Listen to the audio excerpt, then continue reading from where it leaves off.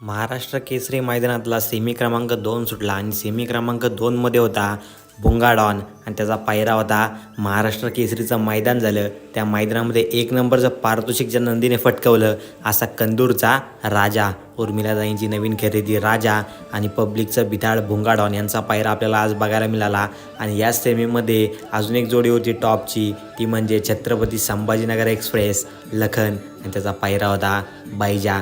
टॉपची जोडी होती मित्रांनो तीसुद्धा. आणि भुंगा राजा ही सुद्धा टॉपची जोडी आहे आणि आपल्याला काटाकीर लढत बघायला मिळाली सेमी क्रमांक 2मध्ये.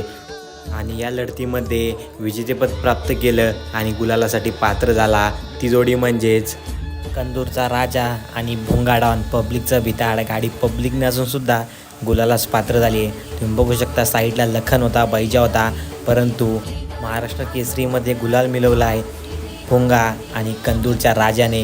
तुमचं मत काय या लढतीबद्दल नक्की कमेंट्स करून सांगा.